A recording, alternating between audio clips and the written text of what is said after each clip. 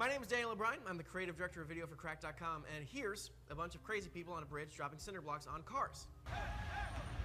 Those people up on that bridge are actually French taxi drivers protesting the ride-sharing service Uber by chucking bricks at their cars and by flipping them over, setting them on fire, and generally shutting down the city in a swarm of screaming chaos.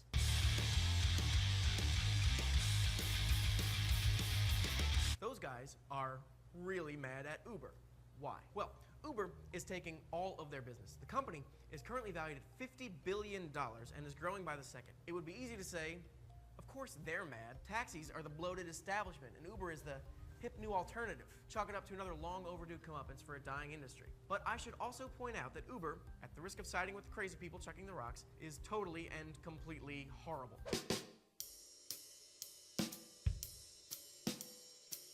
If you don't live in a place where Uber is a thing yet, or if you've just never used it, let's quickly catch you up. Uber is just an app on your smartphone you can use to get strangers to come and pick you up and give you a ride. And yet this simple idea is changing the world and doing it so quickly that nobody is quite sure how to think about it. Everybody remembers the first time they got into a taxi and thought, okay, I'm going to die. Today is the day I die. This is how I do it. This is the car where it happens. Fine. The vehicle smelled like dried puke and made a noise like one of the back wheels was about to go flying off at any moment. The driver was a terrifying former hitman for the Ukrainian mob who drove like he thought all of the other cars on the road were just figments of his imagination. When you got to your destination, after 47 near-death experiences, the guy grunted at your credit card and insisted that he could only accept cash because at some point in your trip, you'd passed through a wormhole and arrived in 1986. And guess what? You'd have had the exact same experience 30, 40, or 50 years ago. Only instead of a Ukrainian ex-mobster, you'd get Travis Bickle. It's just a horrible industry that hasn't innovated since they were doing it with rickshaws. On the back end, it's even worse. The taxicab industry is traditionally among the most corrupt sectors in the US local governments, awarding licenses called medallions to taxi drivers to indicate that they are certified to drive a cab, but instead of handing them out to anyone who qualifies, they create an artificial scarcity by handing out a finite number to taxi companies who, in turn, give them big campaign donations. For example, in Key West, Florida, they only have 72 of these licenses for the whole city, and they haven't added any in 20 years. That means if you want to get into the cab business, you have to beg an existing cab driver to turn over his license. In New York, it's even crazier. Competition over those precious few slots has driven up the price of a medallion to almost $1 million each, just for the right to get what everyone agrees is a terrible job. So when Uber came along, it seemed like it was almost too good to be true. And that's foreshadowing, by the way. What if, Uber says, instead of going through all that bullshit, you get a ride from a random dude who happens to be passing by? Just any dude with a car. We'll provide a smartphone app that lets you see who in your vicinity has an empty back seat. You tap a button, they come pick you up within minutes.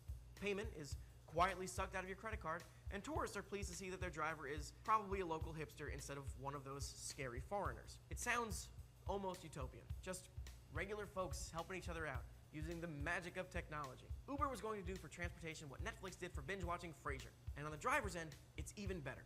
Pretty much anybody with a working car can sign up, so it's also solving our nation's unemployment problem. With all the bureaucratic garbage stripped away, they're able to pay the drivers more, up to $90,000 a year, according to Uber's website. $90,000 Why am I doing this? Does anybody need a ride? I have a car, I'm in LA. I could bring it to you. So there you go.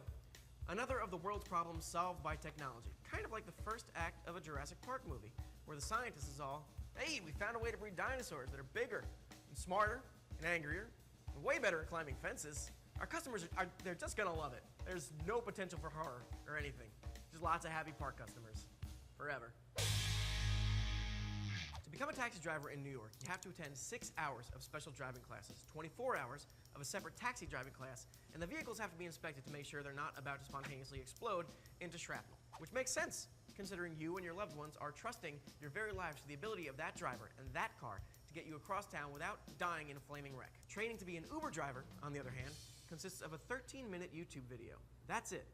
If you have a license, a running car, and 13 minutes to spare, you are qualified to be an Uber driver. To provide some context, I had to interview twice for my first job at 15 years old, and that job was shoveling popcorn into a bag. 2 full interviews, but that still didn't result in me getting a job where I was in charge of anyone's safety or even given keys to anything. But this is part of Uber's appeal.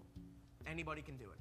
Well, you can guess where this is going. In August of 2015, it was discovered that at least 4 Uber drivers in Los Angeles were allowed to drive for the company despite having criminal records involving manslaughter, a DUI, identity theft, and child exploitation. These are records that would preclude you from being an LA taxi driver, but Uber's background check system is apparently super easy to get around, mainly because Uber needs lots and lots of drivers for the system to work. They had 160,000 drivers as of last year, and they expect that that number will be in the millions within 5. They're not exactly being picky, is what I'm saying. But that half-assed screening process means a person who has driven drunk could be your Uber driver. A person who has stolen identities before could pick you up at your house, and now he knows your name. Still, you might be thinking you're safe because Uber claims that drivers won't have full access to your contact information, and because you've used Uber and you've been fine.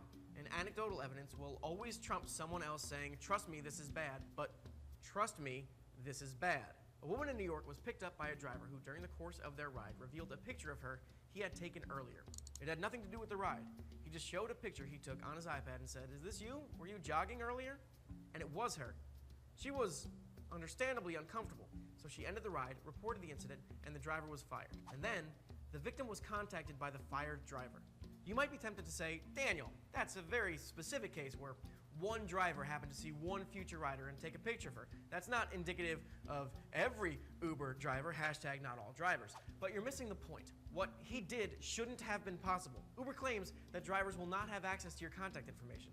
This is objectively not true, as this woman was personally emailed by the driver who took her picture. This same woman's friend was contacted by an Uber driver through Facebook who said, "I was your friend's Uber driver. She's cute. Is she single? LOL. Uber seemingly does not have control over its drivers or your privacy. And remember, they're giving jobs to people with a history of child exploitation and manslaughter who got the job by watching a 13-minute YouTube video. The storm has knocked out the power, kids, and the Velociraptor cage is standing wide open. We mentioned earlier how Uber boasts its drivers can make $90,000 a year. It's the reason about 1,000 people immediately stopped watching this video at that moment to go sign up for Uber instead. That may have been true at one time, but it's not anymore. A journalist reporting for City Paper in Philadelphia actually worked as an Uber driver for a few months and learned that, at the end of the day, she was actually making roughly $9 an hour, which is only about $18,000 a year if you're working 40-hour weeks. To make $90,000, you need to work 27 and a half hours a day. See, the problem is that under this model, the burden for everything falls on the driver. It's great on Uber's end because they don't have to do anything. They're more like eBay than Amazon. They don't have to supply the cars, or pay for their repairs, or gas, or insurance. They don't have to buy a garage to park them in. Hell, they don't even actually employ anybody. All they do is provide a piece of software to connect cars and riders and take a 20% cut, plus some additional fees from every single ride. All those other expenses are covered by the driver. And while in the beginning, they did pay the drivers quite a bit because they needed lots and lots of them to sign up. They've been slashing their pay ever since. Some of that is due to competition, some of it is just because they can. How do you maintain good drivers if you gradually lower what you're paying them? You don't. You lose good drivers while maintaining or increasing the demand, which could only mean that you're incentivizing worse drivers, the kind of person whose time is worth less than $9 an hour, to sign up and snag as many rides as they can.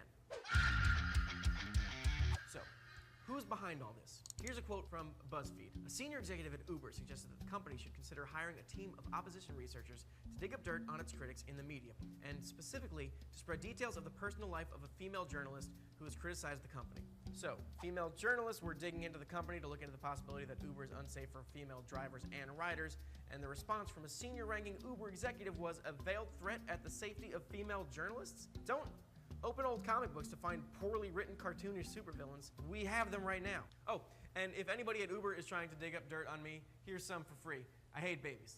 I think they're just assholes. I've literally never met a good baby. I don't care what race, all of them. Any babies watching? F you. Did I mention that this company is worth $50 billion? That's the thing. The money keeps rolling in because they have a near monopoly on a service everybody wants. As long as that's true, they could hire Dr. Doom to be their CEO and nobody would care. We'd all just be like, "Oh, Dr. Doom's in charge now. That's, wow. A doctor, you say? He sounds smart." In Silicon Valley, they have a word for technology that just sweeps in and upends everything. The way file sharing blew up the music industry. Disruptive. It means the technology moves so fast that nobody even knows how to react. That's Uber. It's so big, it's growing so fast, that there are experts who think they'll not only swallow up the cab companies, but the automakers themselves in the future. Nobody will own their own cars. They'll just be an army of Ubers prowling around. Cars will be like DVDs.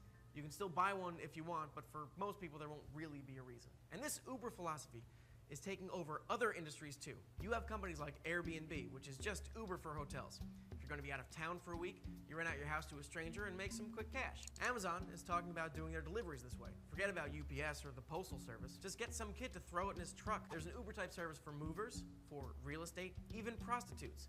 They all work on the same idea, to cut out the middleman. But here, the middleman was a trained professional who was supposed to be looking out for your safety. I'm not trying to stand in the way of progress. People want convenience, and these services are just convenient as shit. All I'm saying is that we, as consumers, need to stay sharp now more than ever. That's because history is bloated with examples of businesses and factories that practice shitty behavior, child labor, sabotaging their competitors, exploiting and abusing their workers, etc. And we wag our finger at it like it's a thing of the past that happened before we knew better. But the reality is that those terrible people succeeded because they were able to give customers what they wanted. It turns out you can lower your prices quite a bit if your stuff is manufactured by a toddler getting paid in gruel. At some point it was us, the consumers, who said, you know what? We'll pay a little more if it means the goods are made by legal adults who get paid enough to eat. Right now, we're in that window where Uber seems too good to be true, and that's because it is. We have to be the ones to point at the dinosaur behind the fence and say, so you have more than just one guy working the dyno security? What happens if the power goes out? With a storm? What happens if literally anything? What's your plan there? Anybody? Anybody? I'm Daniel, and this has been Cracked Explains Why Uber is Terrible.